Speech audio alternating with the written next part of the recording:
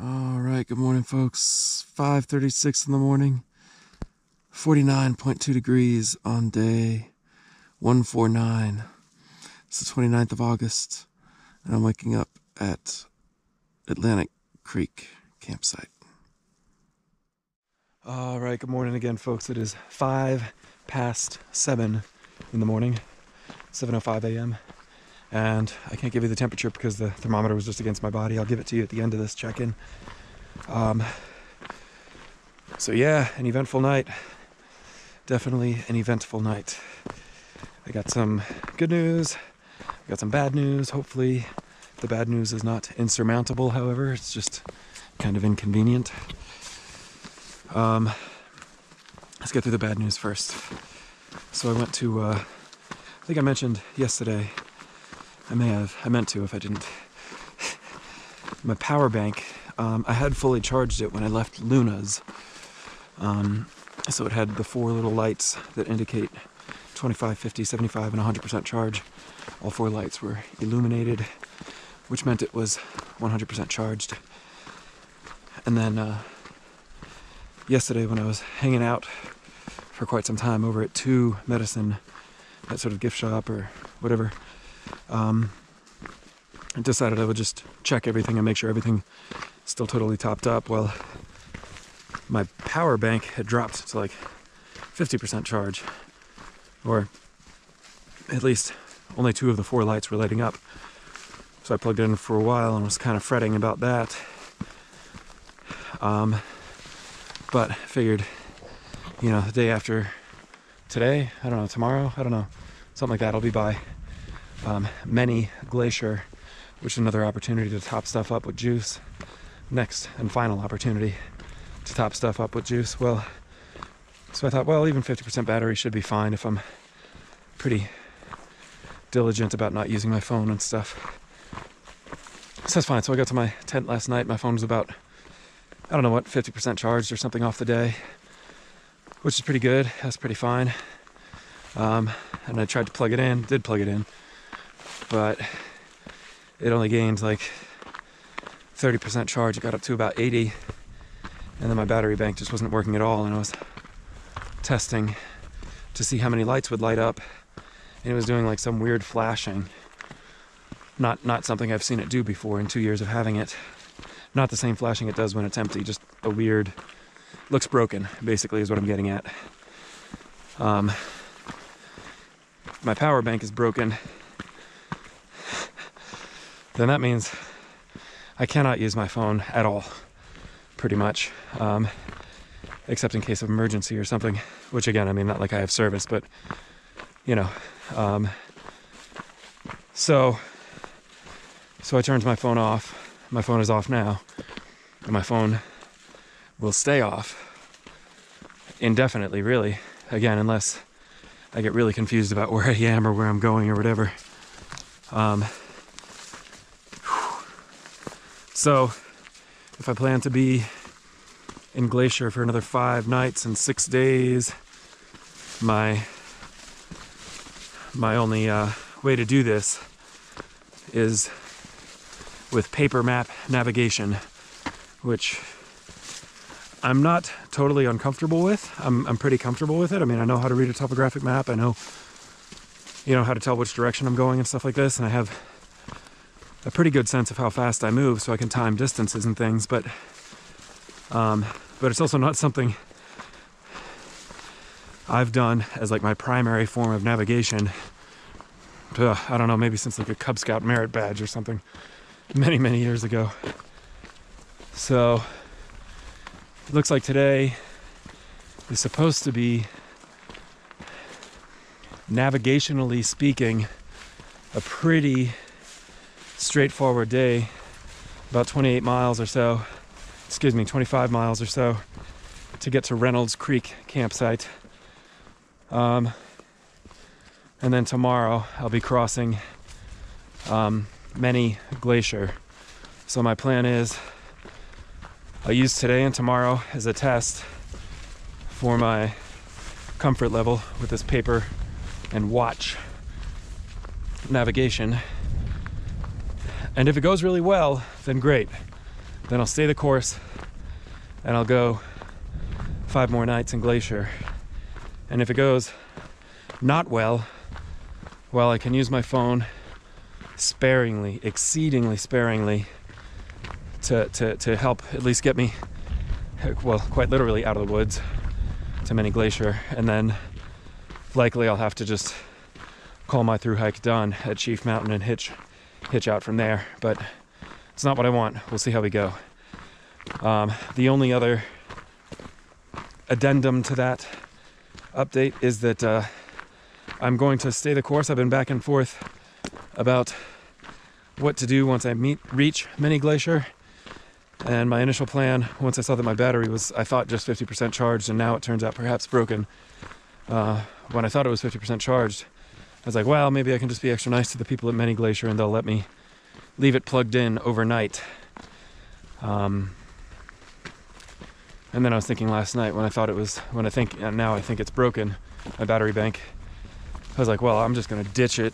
I mean, it's almost a pound. I'm just gonna ditch it at Many Glacier.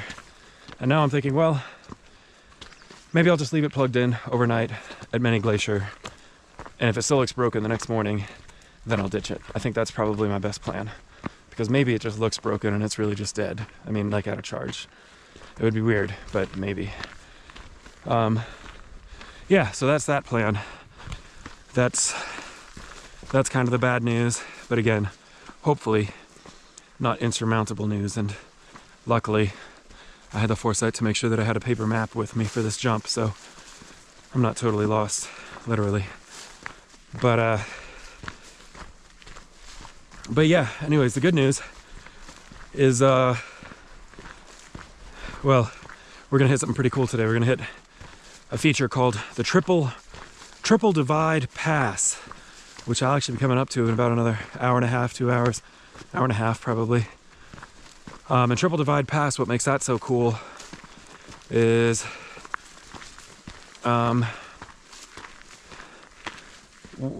let's see, if you take like a big bunch of goop and then you go like this, it's kind of shaped like this. So there's sort of one big point with 3 sort of ridges that come off of it, forming 3 separate basins or cirques or something. Well, the really cool thing about Triple Divide Pass is not only just that that's just kind of generally a pretty cool shape for mountains and ridges and ranges to take. Not something I've seen at all on this hike, or last year for that matter. But what makes it pretty special beyond that is that each of those 3 basins drains to an entirely different ocean. So obviously the one on the west drains to the Pacific, the one on the east drains to the Atlantic. This is the same sort of dynamic as I've been witnessing for the past 5+ months or whatever. But there's a 3rd basin, and that's the North Basin, and that bugger drains off to the Arctic Ocean, which is pretty freaking cool. Again, not that I'll be able to witness any of that drainage run its course or anything like that. You could be totally unawares that that's what's happening and not think much of it, but for those who are aware of what that place means, it's pretty cool, really pretty cool. So anyways, that's that. Today it's going to be a phoneless paper map and watch day, and I will get after it. Definitely show you guys Triple Divide once we get up there. All right, talk to you later. Oh, the temperature. Temperature now 53.2. All right, talk to you later.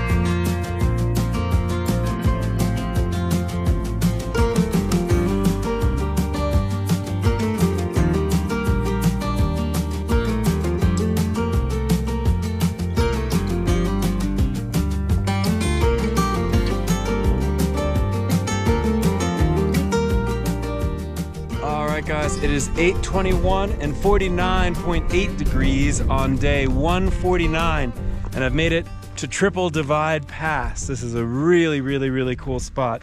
So this is the way I came down, and in case you can't tell by the time and the sun, that direction is east. So all of the water that falls anywhere in this basin ultimately winds up in the Atlantic Ocean. Over this ridge, which we won't be going, you can see this big prominent peak over here and another one just here ahead of me. Well, over that ridge, that direction is more or less west, and all the water that falls on the other side of that ridge is going to drain down to the Pacific. And then this direction, down which I'll be heading, this is more or less north. So all of this water, which falls down here, this water is going to drain over to the Arctic Ocean, which is pretty exciting. It's the first time I'll be on any sort of basin which drains to the Arctic, at least on this hike. It's the first time. And right here, this prominent peak just behind me, that is indeed Triple Divide Peak. Well, right here I'm at about 7,300 feet of elevation, almost 7,400 feet of elevation. Right here at Triple Divide Pass. This is the last time I'll be at 7,000 feet on the entire hike. So anyways, we got about 11 miles. We're gonna drop down into the basin and then follow sort of the valley out. And then if you can see the very furthest ridge out there, I think that is these guys right out here. I'm going to stop short of those ridges, hang a left, and bear west once I hit St. Mary Lake, which again will be in about 11 miles or so. But man, great climb, great spot. I'll check back later.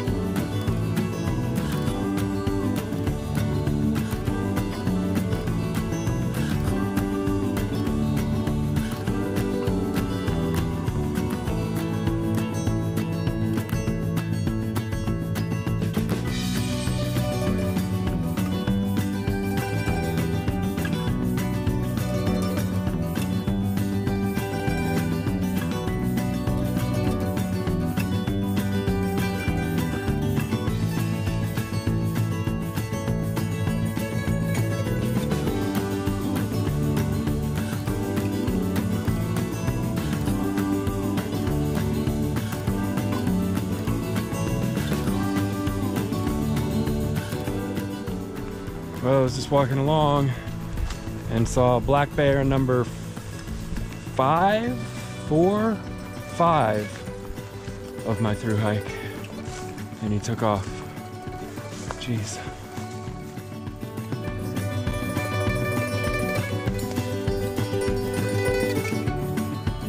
Is it okay if I come by?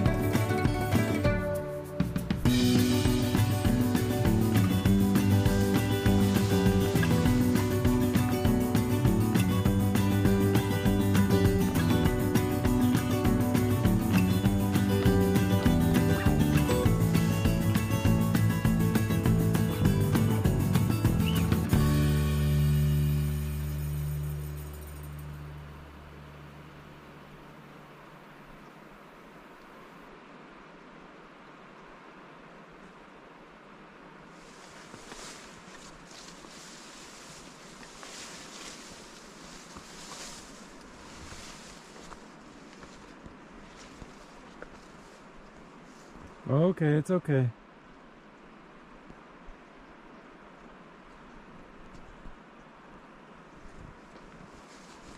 You think I can come by?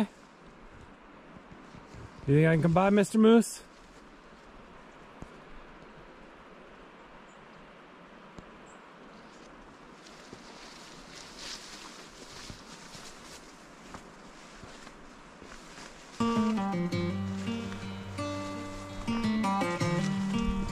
There we go. There's a good moose. Heading back to what used to be home, passing by those little towns I know so well, stopping for gas and then I'm behind the wheel again. Driving is like a spiritual cleanse, where every mile is a new beginning and every bend holds a new end. Eyes on the road, don't lose control. I'm speeding fast to chase my soul. I'm driving to get away, running through emotions high and low, holding on or letting go. I'm fighting another day. The neon lights in the fast lane light, riding high, reaching for the sky. I had it all but lost and fell back down again. Spent my time playing the game where every single day was a losing battle and every drink was a dead end. Eyes on the goal, don't lose control. I'm living fast, I've lost my soul. I'm driving to get away, running through emotions high and low, holding on or letting go. I'm fighting another day.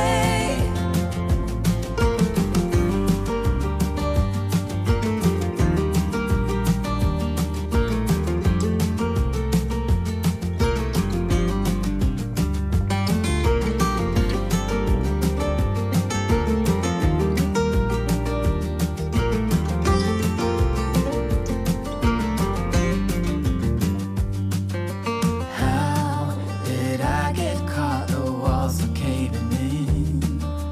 How come I got lost in this endless spin? Why do I feel so empty deep within? Where did I go wrong? Eyes on the goal, don't lose control. I'm living fast, I lost my soul. I'm driving to get away, running through emotions high and low, holding on or letting go. I'm fighting another day.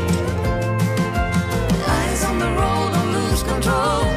I'm speeding fast to chase my soul. I'm driving to get away, running through emotions high and low, holding on or letting go. I'm fighting. All right, good afternoon, folks. It is 3:02 p.m. and 70.2 degrees. I just finished up lunch. Over here, there was a nice little tributary spilling down off of this this mountain to my left, sort of to the right in your frame, right over there below the sun. I was looking at my map. Turns out that mountain is actually called Little Chief Mountain, so that's pretty cool.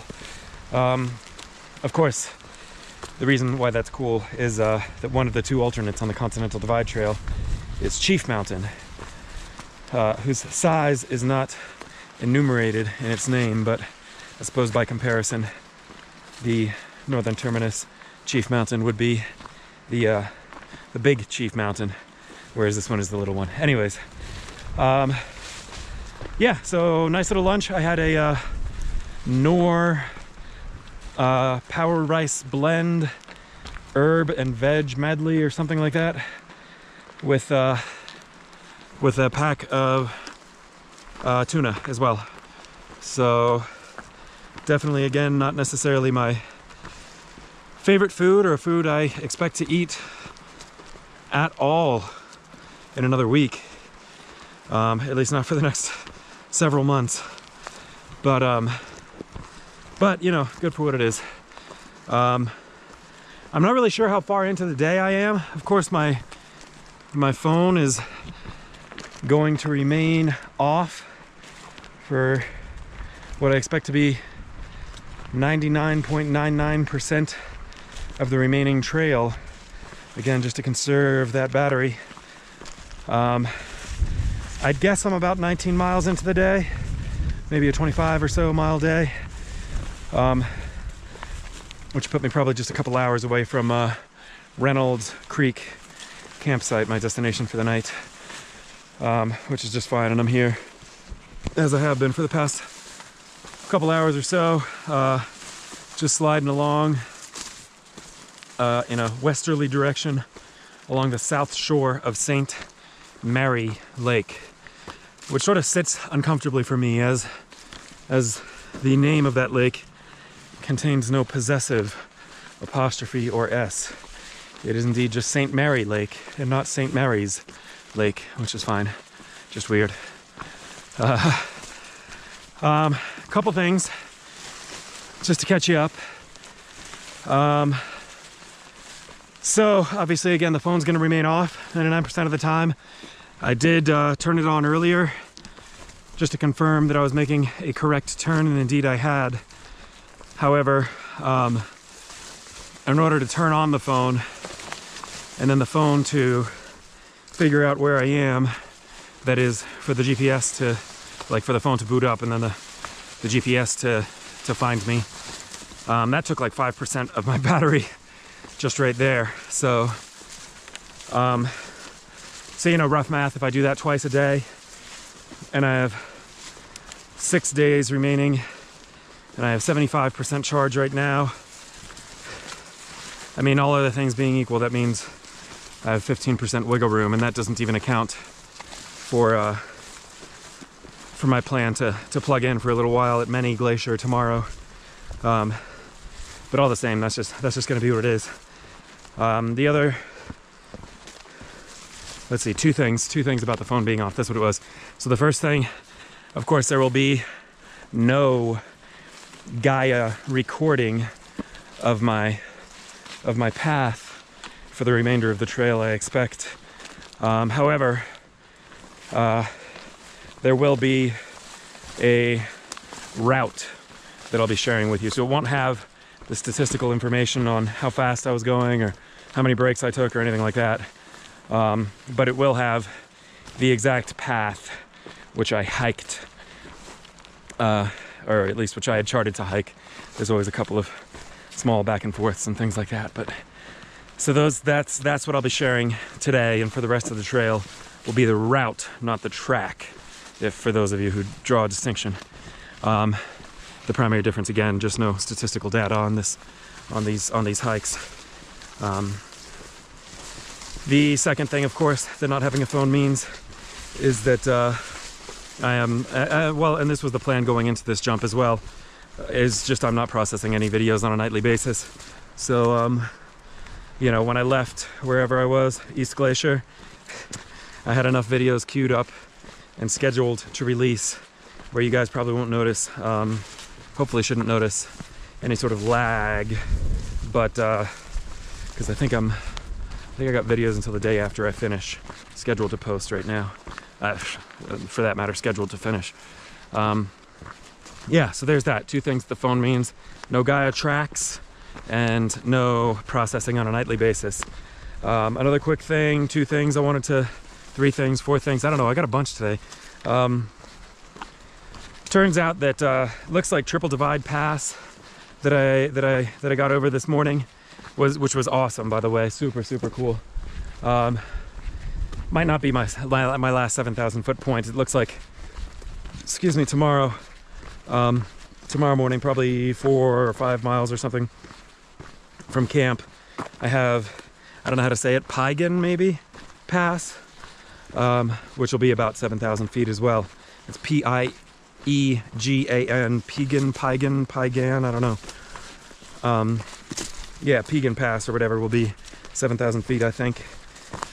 And that may be my last 7,000 of the hike. I don't really know. What today is, another superlative for today, however, is that today is my last full day on exclusively the official Continental Divide Trail, which is, there's a whole lot of little words doing a lot of work there. Naturally, I plan on hiking for another 5 or 6 or 7 days or whatever in the world it is. But as we've already gone over in previous check-ins, I'm kind of charting a unique path through Glacier. And today is the last day I will have woken up, fallen asleep, and hiked the entire day on exclusively the official Continental Divide Trail, for whatever that's worth. So kind of interesting. And then a couple other notes, just sort of like health update type stuff. Man, my hip has been bothering me for like a week now. I don't know how I didn't mention this the other day, but like my left hip, just uncomfortable. Like not excruciating, but uncomfortable for sure. Years and years and years ago, I don't know what, 12 years, 15 years, I don't know what, I was climbing, for those of you from the Northern Virginia area, DC area, you might recognize the name Billy Goat Trail on the C&O Canal.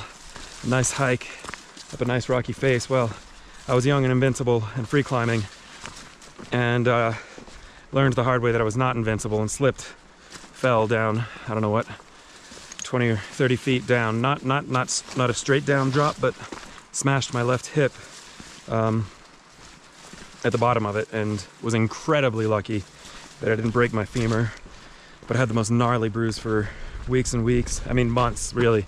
That bruise stuck around, and it was, in a weird way, kind of beautiful, like a Aurora Borealis or some kind of tie-dye Grateful Dead thing or something, but also pretty horrifying. Anyways, that was my left hip as well, so I'm not sure if this is just kind of like residual injury off whatever that did to me so many years ago. But yeah, it's painful. I'll come out and say it. It's painful, but it won't stop me. It's not that painful.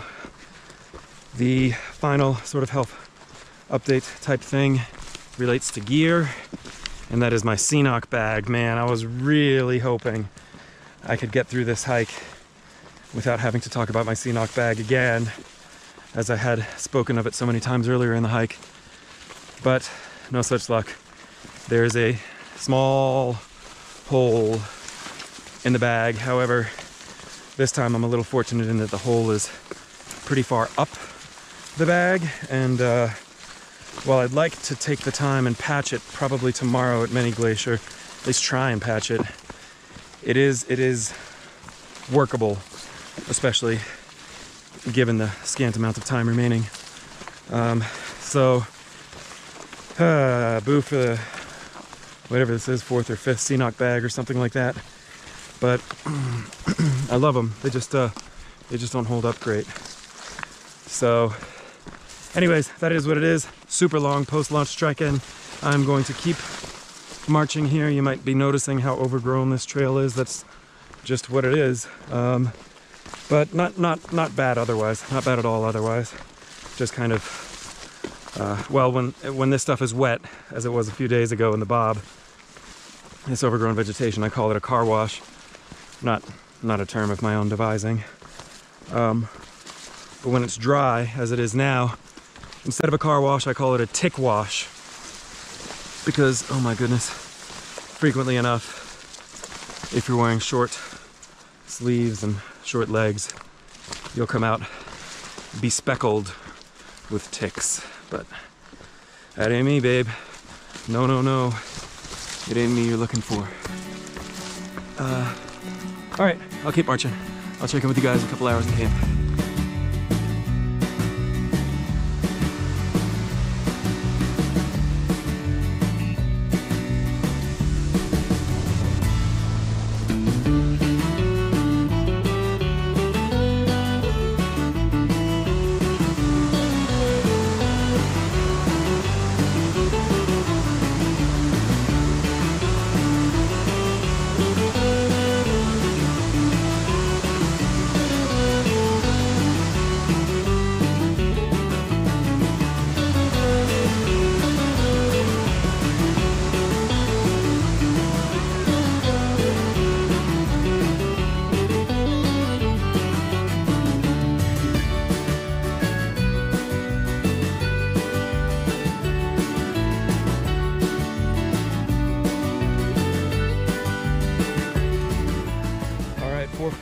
And 80, well, it says 81 degrees even. It's not that hot.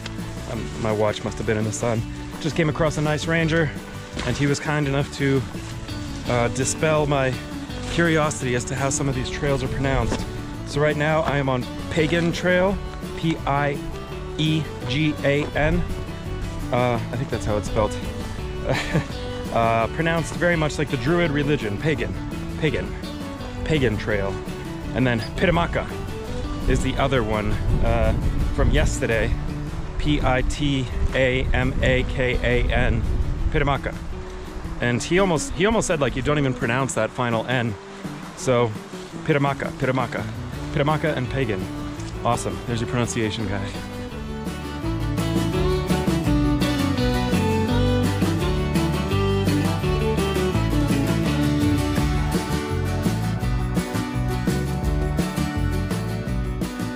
Folks, it is 5:51 and 70.6 degrees. There is home for the night. Got the tent all pitched up. Not a bad little view I'll get tonight off that whatever, butte, mountain, whatever you want to call it. I'm not really sure. I'm not really sure exactly what a butte is. I guess mountain is what that is. Yeah, so I'm over here at Reynolds Creek. This is home for the night. Just about 25 miles, I guess. Again, the phone, you know, whatever. I think it was like, well, whatever. Let's see. Yeah, man, today was a cool day, man. Triple Divide Pass is, that's actually pretty wicked. And it was really, really cool to come down there and just feel like, I don't know, it was almost like, it almost felt like a cliffhanger, like a cinematic cliffhanger, to have some new basin and drainage introduced right at the end of the hike. It was interesting. It was kind of cool. And just what a neat sort of feature. I mean, what a cool, wild thing. I don't know if there are other Triple Divide passes or Triple Divide points or what. I don't even know if I think there are or think there aren't, but this one was pretty cool. Yeah, and then today, I mean, you know, it's pretty good. It's pretty good. Definitely got some great views coming down off Triple Divide. And then once we made it over to the south bank of St. Mary Lake, then sort of the views dried up. It was kind of more like green tunnel sort of thing. And dude, it was wild. So Virginia Falls is the name of those waterfalls that we passed earlier. And like the minute I got to Virginia Falls, there were just throngs of folks, which I guess I was kind of anticipating to some degree. And then there was like a 2-mile trail or something from a parking lot to get up to Virginia Falls, and that whole trail was just swamped. And then the minute I passed the cutoff for that parking lot, and I saw no one. I saw one ranger, a very helpful ranger actually.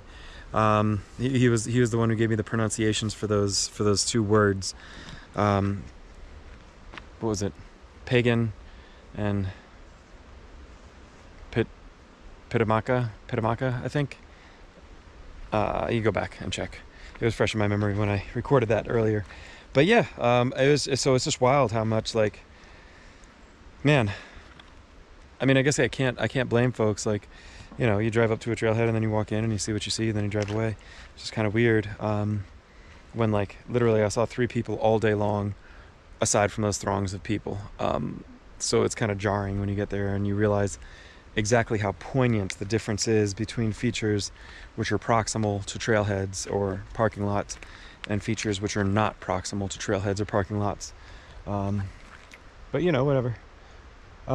Regarding map navigation today, I think it went pretty well, but again, today was a pretty easy day. I mean, with respect to navigation, which is fine. Tomorrow I know there's going to be quite a few more twists and turns and sort of forks on the trail where I'll have to you know, figure out which way I want to go and stuff like that. But it doesn't look like it's going to be super tricky, but who in the world knows? If it is too tricky, then I got to think about what I'm going to do. But hopefully I should be able to navigate all right. Yeah, I think that's about it for now.